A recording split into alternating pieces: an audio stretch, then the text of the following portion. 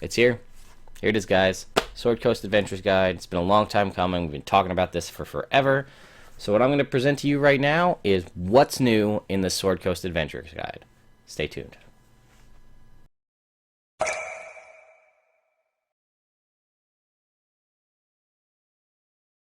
Alright, so I want to point out that this is a fairly short book. This is about 160 or so pages long. And we're basically going to skip the first 101 pages. The first 101 pages of this book is background about the Sword Coast, Faerun, and all that stuff. While it's extremely useful information, none of it is new, and that's what this video is about. I will also say as a disclaimer up front, not every class gets anything new, not every race gets anything new, and there's only new cantrips, no new spells, no new magic items. So if that's what you're waiting for, I hate to burst your bubble, but that's what it's like. So I'm not going to go crazy in depth with all the new classes and things like that. I'll give you a general overview, but I'll do a more full in-depth review once I've actually had time to fully read through the entire book, because like I said, I'm skipping the first chunk of the book. So they have, under the races section, which you can't really see there, they kind of just go over more things related to the Sword Coast. And a lot of the things you'll see are basically like shield dwarves and gold dwarves. They say, like, they give you background about those types of dwarves, but basically say use the existing dwarf in the player's handbook to be this one or that one. And that's pretty much a blanket statement. Like if you're looking for sun elves or moon elves, it'll say like, okay, for a sun elf, use the stats for a high elf in the player's handbook. New race, the Durgar. We kind of got some news about this in the last weekly D&D update. All the base dwarf stuff. Strength mod increase, dark vision out to 120 feet like we thought. They can speak, read, and write undercommon. They have resilience, Durgar resilience, so advantage on saving throws against illusions, being charmed, and paralyzed. And then, like we had thought, 3rd level, once per day, you get enlarge, reduce. 5th level, you get invisibility. It's once per long rest, however, if you're in the Underdark, it shortens the recharge to once per short rest. But sunlight sensitivity as it stands with every other race. However, if you're in sunlight, you can't use any of your dwarven magic either. So that's kind of a bummer. For elves, there is nothing new. Just new information, more expanded information about the different types of elves. Halfling, they added Ghostwise Halfling, which all it does is take all the base bonuses for Halfling, add your wisdom score increased by 1, and give yourself limited telepathy to 30 feet. You can only talk to one person at a time, and the two of you have to share a language, but it all can be done in your head. So it's pretty cool, because in previous editions, halflings lost their lucky ability to gain telepathy, and in this they still contain that because it's a base halfling trait. Humans, nothing new, more information about regions and languages. Dragonborn, nothing new. Gnomes, they posted the Deep Gnome, the Snivrifflerblin, but this is also, there's nothing changed here, and it's the completely same class or race that's in the Elemental Evil Player's Companion. That is a free download that has Arakra, Janazi, Goliath, and Deep Gnomes. So it's posted in here, but it's the same as what's in the free PDF. Half-elves, this is where it gets interesting. I really like this concept. In the main player's handbook, it seems like the half-elf in there takes more after their human lineage, gaining the 2 skill proficiencies. This gives you the option to choose what your elven heritage is: wood elf, moon elf, or sun elf, drow, and aquatic elf. And basically you drop this skill proficiency where you get 2 hang on. If you DM allows it, your half-elf character can forgo skill versatility and instead take... Oh, I didn't even read that. Take the elf trait Keen Senses, which gives you perception proficiency, which is huge, or a trait based on your elf parentage. So if you choose Wood Elf, you can choose Elf Weapon Training, which gives you proficiency in longsword, shortsword, longbow, shortbow. Fleet of Foot, which gives you plus 5 feet to your movement speed, or Mask of the Wild, which lets you hide as long as you're obscured lightly by natural things. Moon Elf or Sun Elf, you can choose to either get the High Elf's Weapon Training, which is the same, or a choice of a Wizard Cantrip that you know, with Intelligence as the casting mod. Drow, you can choose to get the Drow Magic, which gives you, I think, Dancing Lights, Fairy Fire, and Darkness, which is huge. Or a Half Elf, or if you choose Aquatic, you just get a swim speed of 30 feet. But really nice. I didn't read the keen senses part at first, which is nice to be able to be like, okay, I can drop 2 skills. Actually, why would you drop 2 skills to gain proficiency in perception when you could just take proficiency in perception? But it's fine. Half-orcs, nothing new. Tiefling. Big news for tieflings. Huge news for tieflings. They talk about the whole Mark of Asmodeus and how most tieflings look similar and kind of have that whole horns with the tail and that. But they have a separate one in here where you can choose to be a not Asmodeus descendant tiefling. And you can choose to add new features like crazy stuff like cloven hooves and goat legs, whatever. But you could choose to be a feral tiefling, which means your intelligence goes up by 1 and your dex goes up by 2. This replaces the base tiefling charisma and intelligence. So really good if you're looking at a wizard-based class. And then you can choose one of 3 options to replace the Tiefling's Infernal Legacy. Infernal Legacy is what gives you Thaumaturgy as a cantrip. It gives you Hellish Rebuke as a 2nd level spell at 3rd level, and Darkness at 5th level. You can choose to be a Devil's Tongue Tiefling, gaining Vicious Mockery as a cantrip, Charm Person at 3rd level, and Thrall at 5th level. You can choose to be a Hellfire Tiefling and just swap out Hellish Rebuke for Burning Hands. Or a Winged Tiefling where you drop the spells completely, you gain Bat Wings at a flight speed of 30 feet. 30 feet based in a class of flight. I mean, you want potentially could be a wizard casting class, and you just have your fly as non-concentration. Pretty big. That's it for races.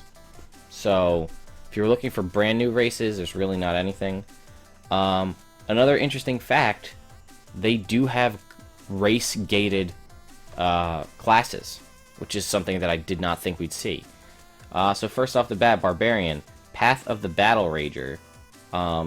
This is restricted to dwarves only, and without going into it, basically you have spiked armor, so armor with spikes on it, and all of your different abilities are keyed off of the fact that you have that. Like, if you grapple somebody while you're wearing your spiked armor, they take just flat 3 points of piercing damage because of the spikes. It allows you to do, you know, different things like that, and it looks actually like you can do the dash action as a bonus action while you're raging, due to the whole Battle Rager thing. And I guess the main reason it's dwarf only is because dwarves are supposed to be the only ones that can craft this spiked armor. But it does have like a caveat that says if it makes more sense for your DM to allow that to be available to all races, you can do that. And then they expanded the totems. They gave you an elk totem and a tiger totem.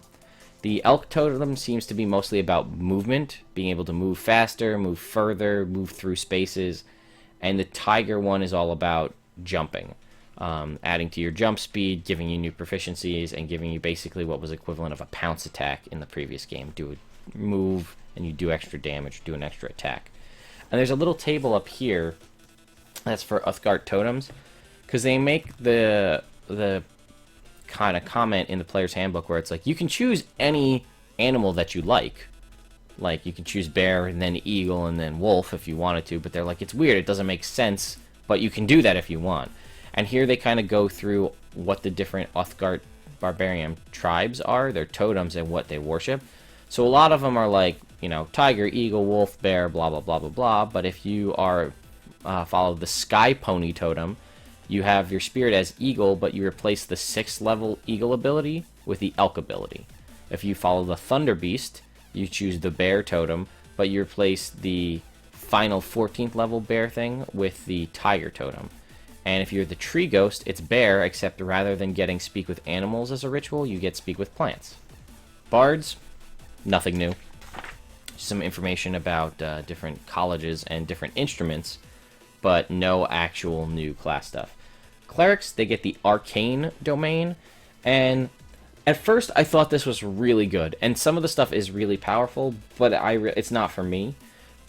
Basically, it's taking you're taking a wizard and infusing wizard stuff into a cleric, giving you wizard cantrips, giving you a turn like aberration type thing, like weird aberrations and is it just aberrations?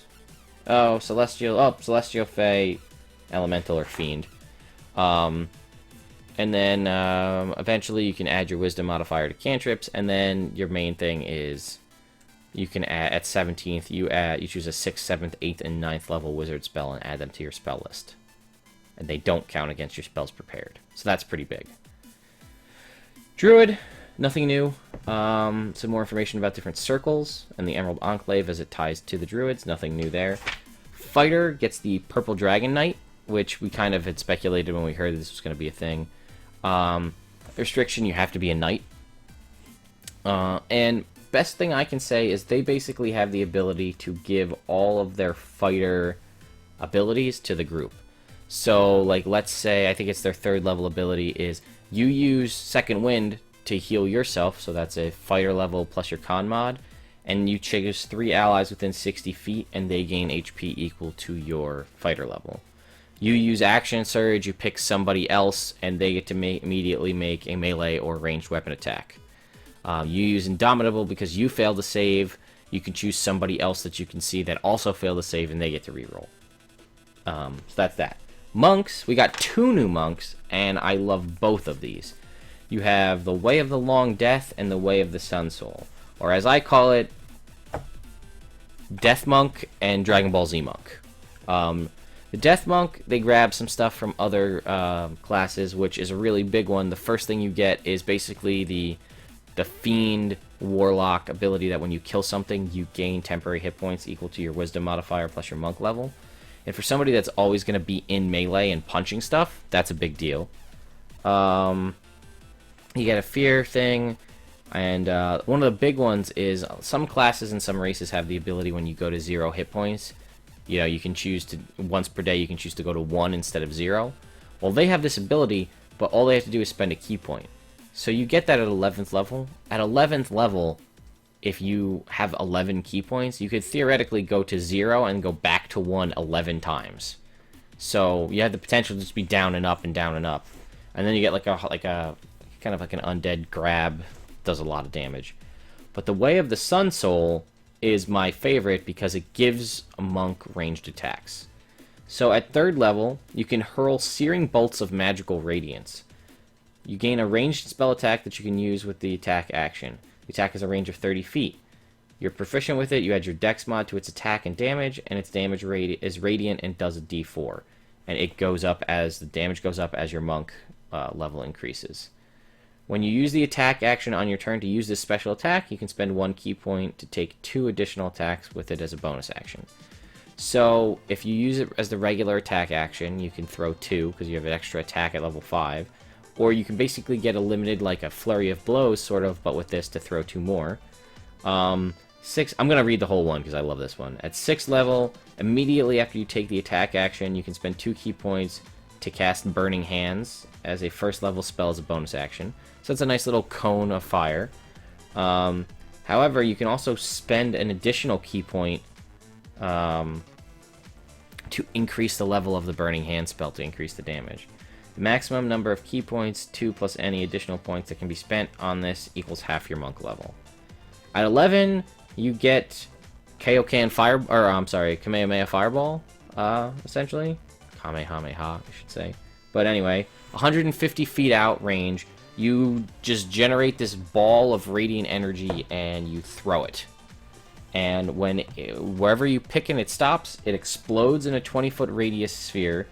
Unfortunately, it's a con save, and a lot of enemies have good con, but they must succeed on a Constitution saving throw or take 2d6 radiant damage.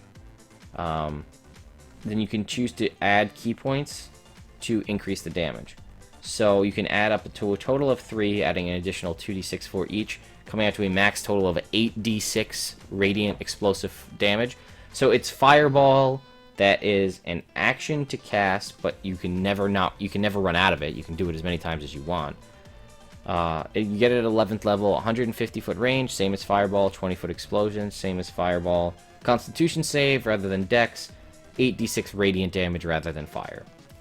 And at 17th level, you generate an aura of light that goes 30 feet bright light, 30 feet dim light, and you can extinguish and restore it as a bonus action. You can keep this up as long as you want.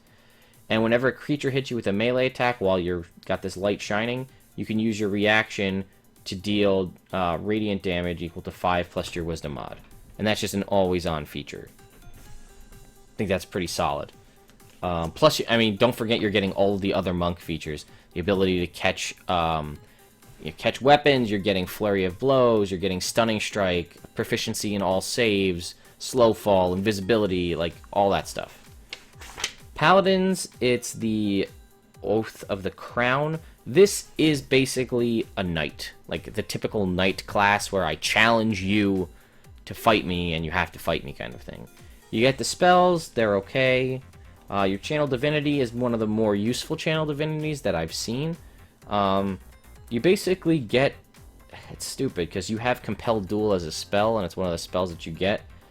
But basically, you can have Compelled Duel as a Channel Divinity use. And Turn the Tide is a big one. Anybody within 30 feet of you that can hear you, when you use your Channel Divinity, they get hit points equal to a d6 plus your Charisma modifier, if it has no more than half of its hit points. So it's not a ton of health, it's 1d6 plus your Charisma modifier, which isn't that much, but it's a 30-foot radius. It is a bonus action to do so, and you get your Channel Divinity back on a short rest. You have, basically, if one of your allies within 5 feet takes damage, you can choose to intercept that and have all the damage hit you, rather than hit them, so that's kind of cool. I don't know, advantage on saving throws versus being paralyzed or stunned, and then you get, you know, your 20th level Paladin transformation. Guess what? Nothing new for Rangers. Go figure. They give you a little bit of information on the way different race-based Rangers would be. Rogue, you've got the Mastermind, which we went over before, all about being really smart and controlling people through, you know, your intelligence. Swashbuckler, which, as far as I can tell from reading through this, it is exactly the same as the Swashbuckler that was published in Unearthed Arcana. They did change the Force Toujours thing to call it Rakish Audacity, but everything else is the same. So you've got adding your Charisma modifier to your initiative rolls, Sneak Attack pretty much all the time. Panache is pretty much the same. I thought it would have been tweaked a little bit, but it's basically a charm. Advantage, stuff like that. So basically the same as the Unearthed Arcana article, just with a couple of name changes. Sorcerer's got Storms. It's called Storm Sorcery, not Stormborn, and it got a big nerf. Tempestuous, all the stuff from first level and beyond is the same. Tempestuous Magic, Heart of the Storm, Storm Guide, Storm Fury, Wind Soul, those are all the same. And in the Unearthed Arcana, you got basically spells that you had always prepared for 1 through 5th level spells that were all storm-based spells. Instead of that, though, you get to speak, read, and write Primordial, and you also can speak, read, and write all of the sub-languages of Primordial, Aquan, Orin, Ignan, Terran, for the 4 different elements. So that's understandable why they made the change, and this is still a useful ability, but not nearly as good as an additional 9 spells, basically. But otherwise, it's still a good class. All the other good features are there. You get the resistances to thunder and lightning damage. You get the fly speed, all that good stuff. Warlock, you get the Undying Patron, which, as far as I can tell, is basically, it's an undead. They list off some of the examples as a Lich Queen and Vecna, so very clearly undead. And I'm lukewarm on this one, too. I think it's got some situational bonuses that are great. You get, your expanded spells. They're mostly everything you would think. Blindness, Deafness, Ray of Sickness, Speak with Dead, Feign Death, blah, blah, blah. The first level one is so dumb. You get Spare the Dying as a cantrip. You also have advantage on saving throws against disease. But Spare the Dying, for those of you that don't know what Spare the Dying is, if someone's at 0 hit points and you walk over to them and you Spare the Dying, they're stabilized.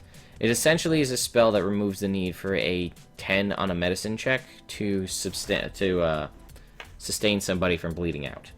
In addition, undead have a hard time hitting with you. They have to make a saving throw to hit you.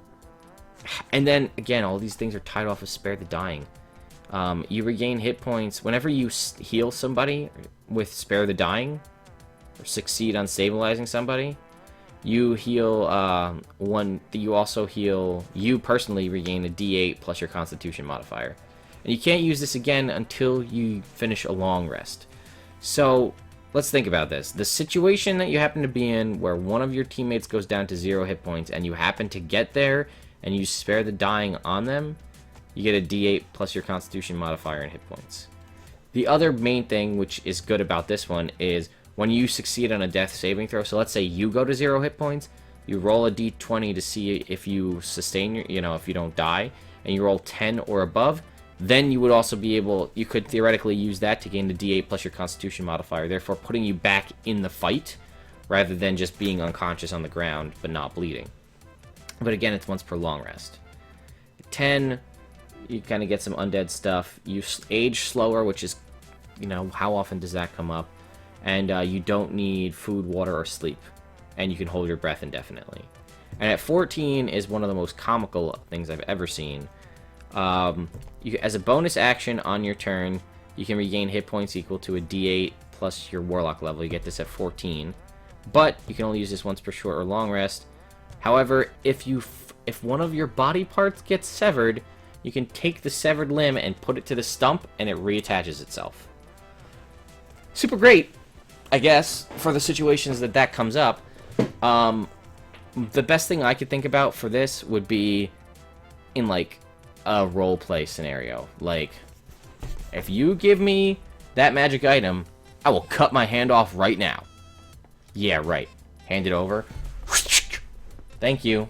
And then just walk outside and click it back on. That's what I could see is, like, trying to make people convinced that they really hurt you and you're in a lot of pain because they cut a limb off, and then you just reattach it. Okay, wizards. Oh, wizards. Bladesinger. By far my favorite winner of this entire book. Restricted to elves only per the book. Again, same thing with the Battle Rager. Your DM can choose to lift that. So what does a Bladesinger get? Remind you, you get all of your wizard spell abilities and things like that. At 2nd level, you gain proficiency in light armor. I'm going to read the whole one because I like this. Proficiency in light armor and proficiency in a one-handed melee weapon of your choice. You also gain proficiency in the performance skill. Also at 2nd level, you can invoke the secret elven magic known as the Bladesong, as long as you're not wielding or wearing medium or heavy armor or using a shield. You can invoking Bladesong as a bonus action, and it lasts for a minute. And if you were to don medium or heavy armor or shield, or wield your weapon with 2 hands, it's ended, or you can dismiss it as a bonus action. While your Bladesong is active, you have the following benefits. You gain a bonus to your AC equal to your intelligence modifier. Your walking speed increases by 10 feet. You have advantage on acrobatics checks. And any Constitution saving throw you need to make to maintain concentration on a spell gets to add your intelligence modifier as a bonus. You can use this feature twice, and you regain all uses when you finish a short or long rest. How huge is that? Intelligence modifier to your AC and adding your intelligence mod to concentration checks? That almost makes it useful for a wizard to not try to go and get proficiency in Constitution saves, because you're going to add your intelligence mod to your con for any concentration checks you make. 6th level, you get 2 attacks instead of 1, similar to the College of the Valor Bard. 10th level, this is a big one. You can direct your magic to absorb damage while your Bladesong is active. When you take damage, you can use your reaction to expend 1 spell slot and reduce the damage to you by an amount equal to 5 times the spell's slot. That could be huge in later levels. 25 less damage with a 5th level slot. And at 14th level, you add your intelligence modifier to your melee weapon attacks while Bladesong is active. I like this class a lot. I think it blows Eldritch Knight out of the water. I'm not sure in my mind if it rivals Paladin. I think Paladin gets a lot of useful stuff, but then again, you're still a wizard, so you have a shit ton of spells, so you kind of got that going for you. 4 new cantrips. I'm not going to do Green Flame Blade. We already talked about that. There's Booming Blade, which is basically the same thing as Green Flame Blade, except it only targets 1 person. And when you hit them with it, they have booming energy surrounding them, so it's thunder damage. And if they willingly move before the end of their next turn, they immediately take a d8 of thunder damage. And at 5th level, the damage, you deal an extra thunder damage to the target, and the damage the target takes for moving. So right off the bat, it's just you stab them with your sword or hit them with your sword, whatever. It does a D8. It does your weapon damage, and they got this booming energy around them. And if they move by their own decision, they take a D8 of thunder damage. When it gets up to 5th level, the main attack does your weapon damage plus a D8 of thunder damage. And when they move, it does 3d8 thunder damage because the damage the target takes for moving increases to 2d8. So weapon damage plus a d8 of thunder damage. If they move, they take 2d8 thunder damage, and then both go up by a d8 all the way up. There's lightning lore, which has a range of 15 feet. I create a lash of lightning energy that strikes out of the foe of your choice. You can see within range. You must succeed on a strength saving throw or be pulled up to 10 feet in a straight line towards you, and then take a 1d8 lightning damage if it's within 5 feet of you. And that goes up as you level up. And Sword Burst, I like it a lot, actually. You create a momentary circle of spectral blades that sweep around you. Each creature within range, which is 5 feet, of you must succeed on a dex saving throw or take a d6 force damage. So you could be surrounded, use this cantrip, and then do a d6 force damage to everybody around you if they fail the dex save. I think it's useful. I like it a lot. I think it's great for a Bladesinger. But what I think is more important is like Green Flame Blade and Booming Blade if your DM allows you to use the Witch Hunter class, which I covered in the weekly D&D update for this week. They have limited edition Warlock, limited edition, why do I keep saying limited edition? Limited use Warlock spells, and they get cantrips. You could take Green Flame Blade and be doing that with extra damage from your Blood Right. So those are the cantrips.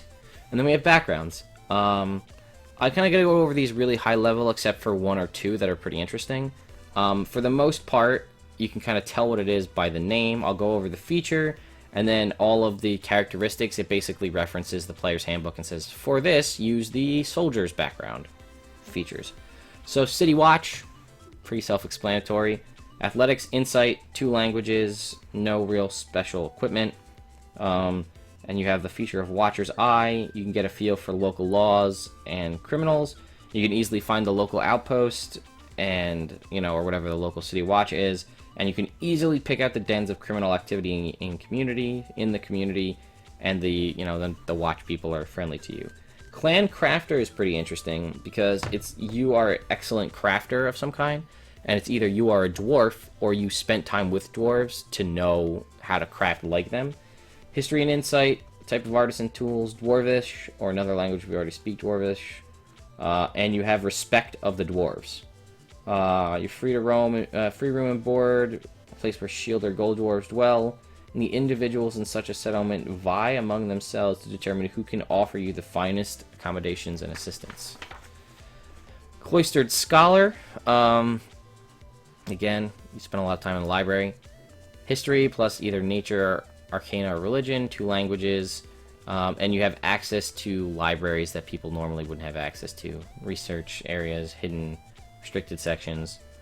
Courtier, you're a noble, bureaucratic type. Insight and Persuasion, 2 languages. Court Functionary, knowledge of bureaucracies. Functions let you gain records and inner workings of any noble court or government you encounter. The movers and shakers, blah, blah, blah. Faction Agent, I like this one. It ties to the 5 factions. Insight and 1 intelligence, wisdom, or charisma skill based on your faction. 2 languages of your choice, and then equipment associated with that.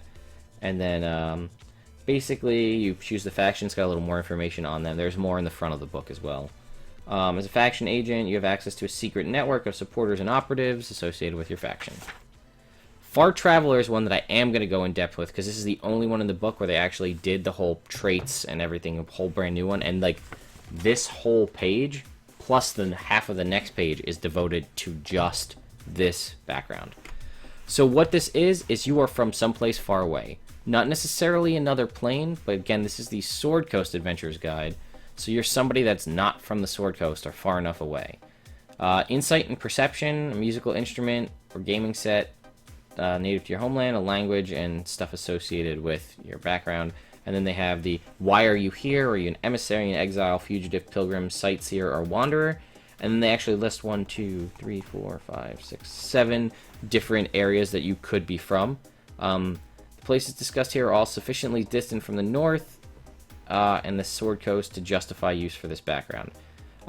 Presumably, if you wanted to come from Eberron or Dragonlance or Greyhawk, that would work too, because they're obviously very far away, and it gives you a little background on these. And then, basically, the feature is you're so far out there and different from anything that anybody's ever seen that you can use this to kind of gain access to places where you couldn't. You can obviously create a distraction because people are put off by what you look like, but because you kind of have this air of mystery and stuff, you can kind of get access to noble courts and things like that. Merchant princes, scholars. Inheritor I really like because it gives you a lot of flexibility depending on your dungeon master. Survival and either arcana, history, or religion. A gaming set or a musical instrument. A language. And your feature is an inheritance. So basically you are inherited something. Could be anything. There's a table here. It says a document such as a map, letter, or journal, a trinket, an article of clothing, a piece of jewelry, an arcane book or formulary, written story, song, poem, or secret, a tattoo, or other body marking. But my favorite idea is this thing they mentioned down here. One of the things they said is maybe you don't want to know, and your DM kind of uses that and unveils it for you as you go. Let's see. For instance, the object might be a minor magic item, or one that begins with a modest ability and increases in potency with the passage of time, or the true nature of your inheritance might not be apparent at first and is real only when the conditions are met. I like this because I like, if your DM's like, oh, you can just start with a magic item, then you could be like, oh, I start with a magic item because it's my inheritance. Or it might be a way for you to try to kind of parlay to your DM, like, well, I have this sword, and it's an inheritance. It's pretty cool. Maybe it could be a magic sword? Or as I learn stuff about it, it becomes better? It's an option. Knight of the Order. You're a knight. Separate from the noble class, you belong to a different order. Persuasion and either arcana, history, nature, or religion. Gaming set, musical instrument, a language. You're a knight. People respect knights. If you're a religious knight, the clergy would respect you. Knights of civic order can help get help from the community, and so on. Mercenary veteran, pretty self-explanatory. They do have a table with mercenaries, which is nice if you need to know of a couple. Athletics and persuasion, type of gaming set, and vehicles. And you're able to identify mercenary companies by their emblems, and you know a little about each company. You can find the taverns and feast halls where mercenaries abide in the area. You can find mercenary work between adventurers, sufficient to maintain a comfortable lifestyle. Urban Bounty Hunter we already did, so I'm going to skip that in the D&D update when they released it. Uthgardt Barbarian.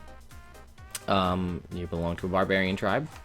Obviously very good for if you're a totem barbarian. It pretty much you just continue doing what you were doing. Athletics, survival, musical instrument or artisan's tools, and type of language. You have Uthgardt Heritage as your feature. You have an excellent knowledge of not only your tribe's territory, but also the terrain and natural resources of the rest of the north.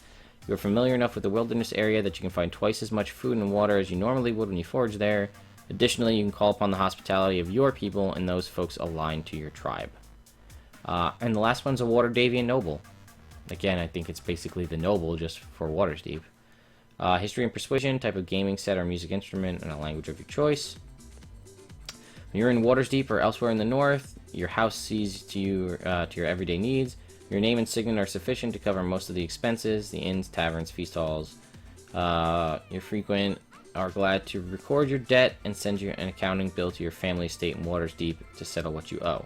The advantage enables you to live a comfortable lifestyle without having to pay the 2 gold a day for it, or reduces the cost of a wealthy or aristocratic lifestyle by that amount. You may not maintain a less affluent lifestyle and use the difference as income. The benefit is a line of credit, not an actual monetary reward. And then there's like 2 or 3 pages in the back that kind of gives you a little background of using any of these things in a non-Sword Coast Faerunian setting. So there's a little bit on Dragonlance, Eberron, Greyhawk, I think maybe Darksun. Is that the last one? Oh no, it was Homebrew, it's like a non-existent one. Book retails for $39.95. I haven't checked what it is on Amazon. Chances are it's cheaper. It's not technically out till November 3rd, so to get this, you're going to want to look for your local Wizards Play Network store.